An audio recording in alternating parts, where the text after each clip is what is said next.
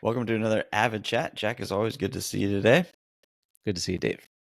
We're going to chat today about, I guess, a theme is maybe the best way to say it, maybe a mindset, but it comes up often, regularly. I think if you're in the, let's say, late 20s to early 40s, maybe even into your 50s scenario where you're building wealth, you're trying to do a great job, a theme that we do come across, we have a lot of conversations with people about is this like comparison, this external Yes. comparison of our financial lives based on other people around us and how difficult that is to navigate. Yes, exactly. It's exactly. It's difficult to the problem with any kind of financial planning stuff is it is inherently a personal thing. It is personal financial planning. The issue is maybe there's a couple ways you can get that info. You can go on the internet, right? Try to search around, but the internet's very impersonal. It's very broad. It doesn't really speak to you. It'll tell you some very, very broad information. It doesn't tell you much about your personal situation. Right. The other thing, so I guess the way that you try to make it personal is you try to start comparing yourself to peers. Like I have a kind of a mirror image, kind of what I am. So that's how I can take a very impersonal subject, try to make it personal by comparing myself to other people. I think that's just a natural thing that we do. Absolutely. I mean, we've literally have had people that we're working with at some point say, well, how do I compare to, say other clients of yours my age? And it's kind of interesting when you hear that because it's my first reaction is like, well, who cares? But I Yeah. get where they're coming from because a lot of times that how else are you gauging yourself? And internally, if you're not really working with a professional or an advisor or a coach, if you're working out, a coach kind of gives you some goals and parameters. Are you getting better? Are you improving? If you're not doing that financially, what else? It makes more sense now, I think, and we've been doing this for so long that we tend to want to compare ourselves to people. Yeah. We want some kind of benchmark to compare ourselves to. Am I making progress compared to other people similar my age? It makes perfect sense why somebody would say that. The problem is the comparison is difficult because there's no kind of universal benchmark as to how you should be comparing yourselves to people. Some people want different things than you do. Maybe they're doing better on those metrics than you are, but if those things don't matter to you, well, it's hard to really compare. And you can say whatever that metric is. Maybe some people want more free time, others don't care. I'll work 80 hours a week if they pay me enough. Everybody's kind of different. So comparing yourself and benchmarking yourself to a peer or somebody that you know close isn't a great comparison because there's lots of information that's not included in the comparison because you only know so much about their personal situation. And even if you knew everything about their personal situation, it's hard to know what their personal values are and experiences compared to yours and how that mixes together. So, Exactly. I think it's funny because we were talking a little bit about this beforehand, and I wasn't really thinking it from that perspective as my values and your values. Values is kind of a big, ambiguous word to some people. So, what I like or what's important to me and how I spend my money might be completely opposite to you. But there's still like this level of comparison. At the end of the day, who cares? Like, if you like sneakers, go at it, man.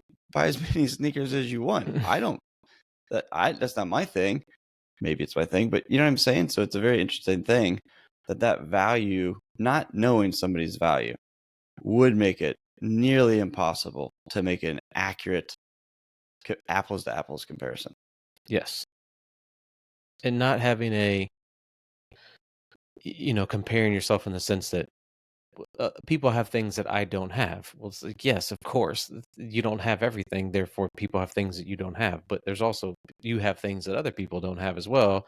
There's almost certainly people that are looking at you like, oh, so and so has A, B, C, D, and I don't. Right. And there's lots of people that would love to trade places with you. Of course, saying all these things is very easy to do. Doing something about it in practice is kind of difficult. I do think there are Hmm. ways that you can try to minimize it. I don't think you'll ever fully erase that from the equation. We're naturally No. going to compare ourselves to our peers. It's kind of just what we do. But there are Yes. there are ways that you could minimize it. I totally agree. And before we get into some of those ways, it makes me think of, you and I have been out of, let's call it corporate America for pushing 2 decades now, doing this on our own, not really having to answer to a boss type of thing. But a lot of people in a lot of professions are in more of a competitive Yeah. surrounding. It doesn't have to be sales. It can be a lot of different professions.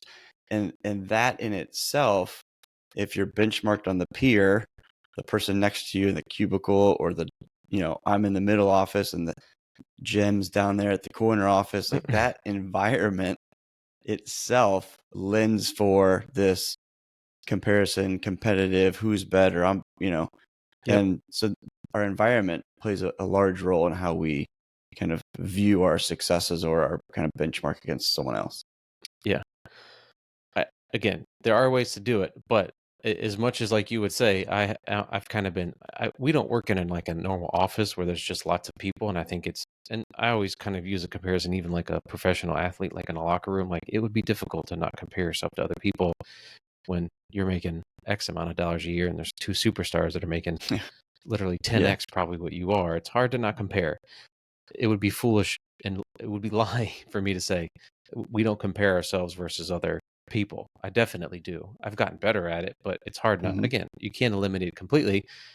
And I think one thing that has helped me, I'm sure that you would agree, is one, if I do ever find myself comparing myself or you and I's business or whatever it is to somebody else, I really try to do a good job to think about, but what are the things that I am trying to do and remind myself of that, whether that's maybe you and I talking about it, whether that's uh, Jessica and myself talking about it, or even Hmm. me just like working through like and reminding myself there's things that I want and there's things that I don't want. And I can't just get, if I'm comparing myself to somebody else, I can't just take the little bits of them that I like and just take those on. I would really have to take the whole thing. And a lot of times there's things about whatever I'm comparing myself to that I really don't like, and I wouldn't want to take Right. those things too. So I just try to remind myself, this is what's important to me. I'm on the right track. Is there something I could do better to make better progress towards what's really important to me? If so, do that. Otherwise, I can't really control what other people are doing, and I'm probably wrong with my perceptions of what is actually going on. Yes. I think there's a lot of things in there to learn from what you said. And the last point kind of leads me into, you might not really know what's going on in that other person or that other scenario. If it's a financial matter, this has happened. We've experienced this where we know of people that you get a windfall, you get a Yep. decent windfall. And we might know that because we're involved financially as their, consultant advisors. But on the outside, you wouldn't know that, but you would, by appearance and some things that take place, say, man, I don't know what they're doing. We can't do that. And we make a pretty decent salary. And I feel like we're saving, we're planning, like what is going on? So not Right. knowing, even someone else's financial family history or Yep. whatever could alter the way that the reality actually, is behind the curtain. Right. And when you say windfall, you mean like they get some kind of financial windfall? Maybe they get an Yes. inheritance. Who Yes, knows what it could exactly. possibly be? But some, Grandma yeah, dies, they get $50,000, or it could be any number, any dollar amount. But right. yes, a financial windfall, unexpected, unplanned for, but boom, they make some decisions with it. They're not right or Yes. wrong. You don't know any of that stuff, but all you see is maybe what they've done over the last 5 months or something. You're like, man, you're comparing to something that really is out of the norm anyway. Yeah. You really don't know. That's the thing is it's hard to really tell, you know, and maybe they're not going to be. First of all, sometimes you're comparing yourself with people.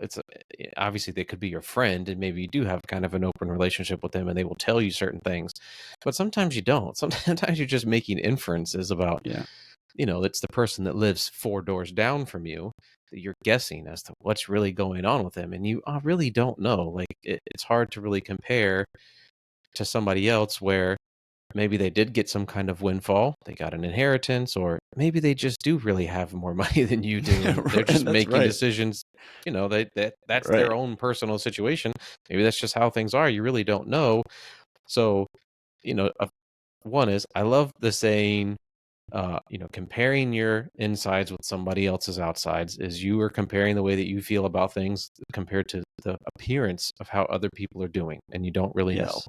So I try to remind myself that the way I'm feeling about something does not mean that that's how I don't know how they're feeling about things and what's really going on in their life, and I can't assume that and then compare myself to this picture in my mind I'm making of the highlight reel of their life, because that's not really how things are.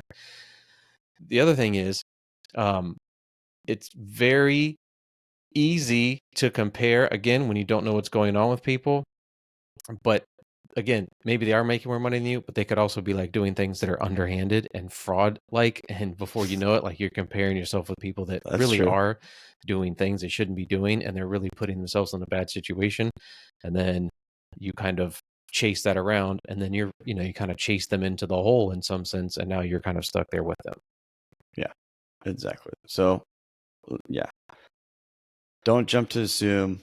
Rely on internally what your values are. Use that as a good benchmark. And I would say another kind of thing. I know I'm working on this, and even as a business, we talk about this. The book, which I'm not through it all the way, but the gap or the gain. It basically talks about the way that we always Yep. set the bar higher, the bar higher, the bar higher. And so we're setting it against something that we haven't achieved, as opposed to looking back and saying, well, this is where I started. This is where I am. That's great success in itself. I'm already doing better. I am doing better than I was before I started X, running, working out, losing weight, building a business. And if we use our own self of where we started as a barometer for success as a comparison, it's a much more realistic, tangible, and personal way to compare. Yeah. Yeah. If you're going to compare, compare yourself to where you were 5 years ago versus today. And honestly, you'd be surprised sometimes how far you've come. So yes, if you're going to compare, probably better to compare yourself to the old version of you versus what you are today and kind of how far you've got. That's a great thing to do. If you're going to compare, Yeah. you might as well compare yourself to your old version of you versus Yeah. today. So Especially if you're working towards something, if you're trying to improve your mental health, your finances, your physical well-being, you have to start somewhere, and you're working towards a goal.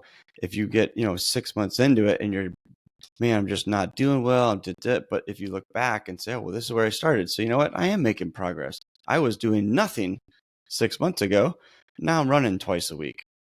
That's improvement. I'm getting there. So yeah, it's a absolutely. good barometer. Anything else that comes to mind as a kind of way to shelf the tendency and focus on just the right way to compare, or not? Yeah. If I was going to summarize, I would say one is you're going to compare. It's one of these things like if you try to avoid it, it almost makes it more difficult. So your natural inclination is going to be compare yourself to your peers and how other people are doing. The second part is you're going to compare it. You have to remind yourself that I am comparing my own feelings and how I view my own personal life, the good and the bad of what's going on, to more likely than not the idealized version of whoever I'm comparing myself to. I have to remind myself of that sometimes. And then kind of the third step is kind of maybe third and fourth step is what is important to me? Am I working towards those goals? Is there something I can do different to work towards the things that are more important to me? And if there are, then I would do those things, handle the things that are in my control. And then, like you said, look back in time and focus on how far you've come versus where you compare with somebody who may be in a different position in terms of your own personal journey. Maybe you're not up to them just yet, but you've come a long way compared to where you were. I think sometimes that's probably a little bit better. Yeah, I like it. Great summary. As always, great chat. Looking forward to the next one. All right, see you. See ya.